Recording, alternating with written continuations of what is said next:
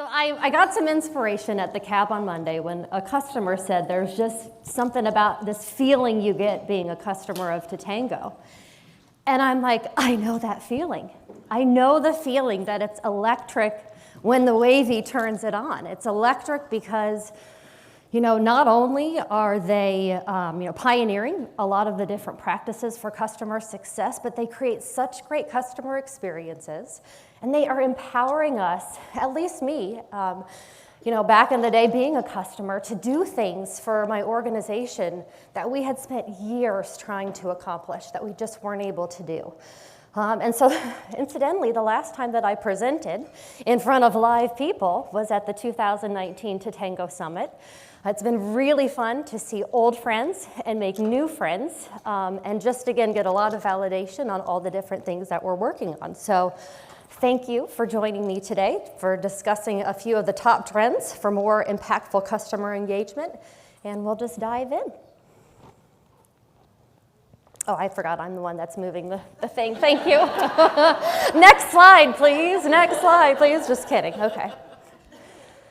Gotta love it. Okay, so really quickly about me. Thank you for the great introduction, Jamie. My background is in sales leadership, global e-commerce, and then customer success. So really excited about the direction, of course, that Tatango is going. In terms of major trends that are happening today, this is coming through in our salary survey that we did. It's coming through in our customer conversations, our own research, even our own experience growing 3x over the past year. CSMs, they're managing more accounts than ever. They really can't react the same way they had in the past. They need to rely on automation to make their lives easier so they can spend more time driving success for the customer. CSMs can no longer react to the customer needs, right? We need to anticipate, and to be able to do that, we want to talk about being more proactive instead of reactive. What's fantastic is we're really seeing an uptick in our customers taking advantage of putting all of these operational processes in place to work smarter rather than harder, especially leveraging our digital engagement, which we'll get to here in a bit.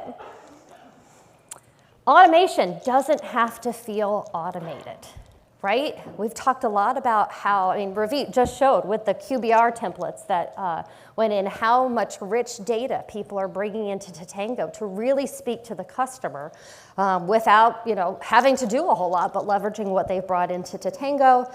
And then that's really, we're seeing a shift towards people taking that to the next level in terms of being able to provide more rich, proactive customer journeys. And so with that, we're going to dive in here and talk a little bit about larger book of business size. Last year, we saw a 27% increase in the number of accounts that CSMs were managing, which means they are managing 50 accounts or more. It's not 11,000 accounts, Carlos, in your pooled model, but 50 accounts, I really started thinking our customers have expectations. You're bringing new customers in, you've got old customers, and let's just say each one of those customers wants an hour weekly cadence. You just took your team's productivity time or standard work week to a 50-hour work week. That's just not humanly possible. It's no surprise then that 75% of companies are still citing that they're in a reactive mode. There really just isn't enough time in the day to manage their book of business, let alone get processes in place to help their team be successful and help their customers be successful. So this is really leading to burnout. I don't know if any of you are on LinkedIn, but every day it's like, I got a job, I got a job, I got a job. So, right? They have to hone their skill somewhere. They're finding it and they're taking it to the other place, and then you're having to not only manage creating that retention loop, but in addition to that, maintain those great customer experiences while you're always having to bring people up to speed. So really seeing that by implementing things such as automation for processes, operations, and communications, we're really able to take it to the next level, and we'll talk a little bit more about how digital is key. So working smarter with digital engagement, which is one of my favorite things. It's what we did a lot of at Monster. We had upwards of 50,000 accounts, right? And we had to have a segmented model to be successful, and we're doing a lot of the same business practices here at Tatango. We're so excited, again, to see that we can provide a solution that is that is helping our customers take advantage of working smarter than ever. So we deployed 158 million campaigns for our customers last year. That's a 20% increase year over year. We ourselves went from doing roughly 4,000 campaigns the year before to 139,000. So thank you for all of you that are reading them, because we've got a fantastic open rate and really low unsubscribe rate. So that's fantastic. 6,400 campaigns sent. That's a 27% increase year over year.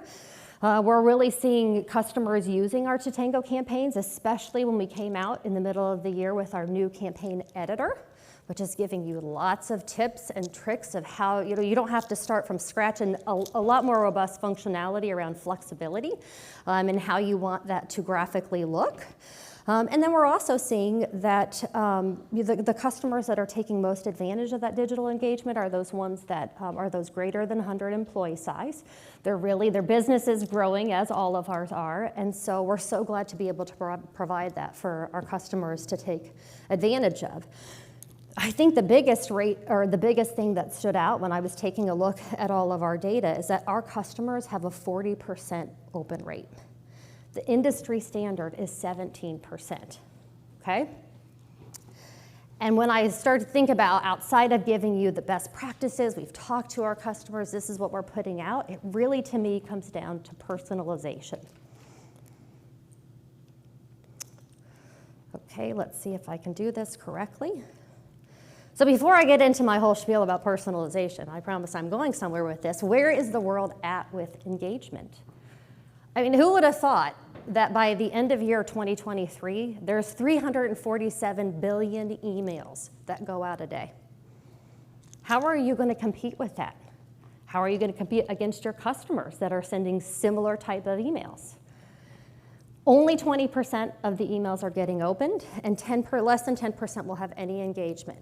Why are people putting so much time and effort into things that just aren't working? I mean, I get 1,000 emails a day when I open up my email, my Gmail. I mean, yes, it really isn't to me, but I do click on the 75% off Kate Spade because, I mean, God forbid, they've been running that promotion since the beginning of time, but hey, maybe I'll like something for the day. But really, what it comes down to is that only 11% of email personalization or have some type of personalization. And I don't mean just like, hey, I'm super glad that these companies have figured out how to say, hi, Katie. Awesome, right? Not so. I think this is because marketing automation tools, while they've gotten savvier and sophisticated, they just have not been able to bring together all of the rich data that we can do in Tatango. And so, that is why I think a lot of organizations are seeing, across having customer success being tapped on the shoulder, because we have all of this rich data that we can use to help our companies be more successful. So to me, with Tatango, I call it the trifecta of personalization. And John Rhodes would crack me up because he's like, there is personalization, and then there is personalization. And that's where we really get it right. So we bring together all of this disparate data. So we've got the account information, the financial information, then we've got the usage, the product, and the consumption data. And then we've got the unsubscribe information, so we can make sure that we're keeping happy everyone that we're getting in touch with. And then you can segment it.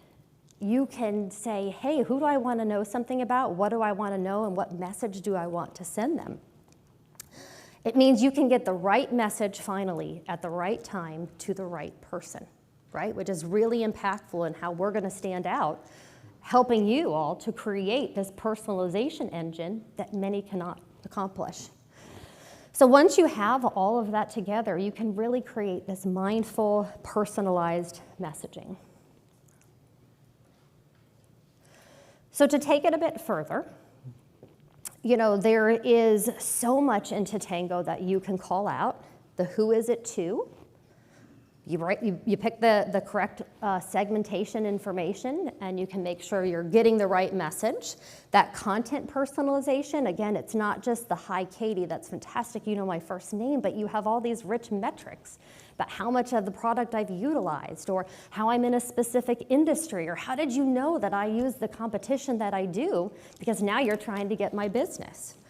The design and formatting can go as intricate or as plain as you want. It is no surprise to me that plain text is one of our #1 formats, because we're trying to do this one-to-many, but make it look one-to-one, right? And now, how powerful are we going to be? Now that Ravita's spearheading those one-to-many, but one-to-one coming out, midday, instead of at all times of the day. So really excited for that. The who is it from? This, to me, is so unbelievably powerful. The reason it's so powerful is because it is what it convinced how this technology, it's not just who's it from, but the fact that it can go dynamically from an entire team, and if somebody emails you back, it doesn't go to the marketing automation black hole. It'll go right back to that person.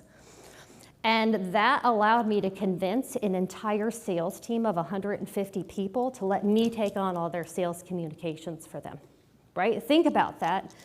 There's only so many ways that people can sell. You can call on the phone, you can do the email, and that's about it. So for me to say, guys, I can take this for you, I can standardize it, I can make sure we are getting in front of the right customer at the right time with the right offer, was so incredibly powerful. And at the end of the day, when we took a look at our sales, we were able to contribute $4 million in sales on behalf of the sales team. They were able to go and be productive and use our segmentation engine to go talk to the customers that we're landing, expanding, to cross-sell and upsell them. So that to me was just unbelievable, and I'm so glad that that is the way that it works. So with that being said, once you have this rich personalization that you can do, you can really start segmenting and just having fun with what you're putting together. I think our customers are having a lot of fun. Last year, 5,000 plus success blocks were downloaded just to be able to check out all of these best practices that we had. The ones that had the most campaigns that were activated, no surprise, are nurture customers. A lot of driving adoption that's going on, again, because you can segment by really any type of product or utilization metric that you want to. Katie Rich talked a lot yesterday about manage onboarding and how you can do that from high touch, and you can also do it from digital. Detecting risk can be just as simple as starting with a failure to launch. The customer hasn't logged in over 10 days, and you just want to keep your company top of mind. Voice of the customer is one that we've been working really hard on, and it's been fun to hear how many people are leveraging Tatango to run their NPS and their CSATs, and then managing contract renewals. There's so much that you can do with that. Just in terms of being proactive, don't do the radio silence approach to not letting a customer know that a renewal is coming up. Make sure you let them know. If there's anything that needs to be addressed, you address it. And so forth. So I think the way, and what really, again, spoke to me yesterday was a lot of what Guy had said, that we're clearing the way for more inspired journeys. I had a conversation last night about getting everything out of your head. A customer, or Michael, where are you? I'm not sure if he's still here. But he was telling me all about, I want to get it out of my head. I want to get started on voice of the customer. And I'm like, what's great is we've already done the head part. We've gotten it out of our heads. We've put it in here for you to then just be inspired to create and add your own touch. Okay, so in terms of continuing to double down with personalized, proactive customer journeys, there are so many different ways that you can set up to get in front of your customers, albeit ad hoc communications. If you want to do ongoing campaigns, we do a lot of drip campaigns to make sure that we're targeting the right customers, we want to drive the right behaviors, and we want to do that over a semblance of time. And then we also have the ability for you to do recurring campaigns. So if you want to let customers know, hey, we've got this webinar. I think, Carlos, you've just referenced that you're going to have webinars coming up. You want to keep that top of mind with them. We saw increases in every single one of these types of customer cadences. Man, I should have brought some water up here. I didn't realize. Oh, yay, thank you. Okay, so another thing, takeaway from this week has been breaking down the silos. And when we took a look at the templates that were being used, that we introduced, what we love to see is that the personas, we talk a lot about persona internally at Tatango, that we're using our templates were the new product functionality, right? And then the invitation to an event. And those are not typical, well, to some degree, CS specific personas, but it's great to see that the product teams, the marketing teams are really starting to get in there and leverage Tatango and everything that's in Tatango, because then they can ensure that they're inviting the right people to their events, that they are giving them the right information or alerting them to not using a particular product feature or functionality. So those are just some key things that we found when we came and we're looking at top trends. So I'm gonna thank you. Okay, so to wrap up here, in terms of just key findings overall, it's absolutely time to unleash maximum productivity for your teams. If you have Tatango, unleash the trifecta of personalization to create meaningful engagement with your customers. Who doesn't want 40% revenue growth? I didn't read the stat. I don't know if you saw it, but the personalization that is personalization is going to help you achieve that. In addition to that, having product consumption, usage data, product data all in one place is going to continue to attract all parts of your organization to build better customer experiences and really help to unleash customer success. The last thing that I just want to call out, it's not done there, folks. I know you're like, okay, we're at the key findings, is this stat. Only 11% of email campaigns have some form of personalization. How are you going to stack up against the world this year? Are you going to put it into place? Are you going to be a part of the 11% of innovative organizations that are going to stand out, that are going to get people to open your message over your customers or your competition, excuse me? Because if you do, and you invest in this, your team's going to be happier, your customer's going to be happier, and your organization's going to be more successful. So with that, thank you.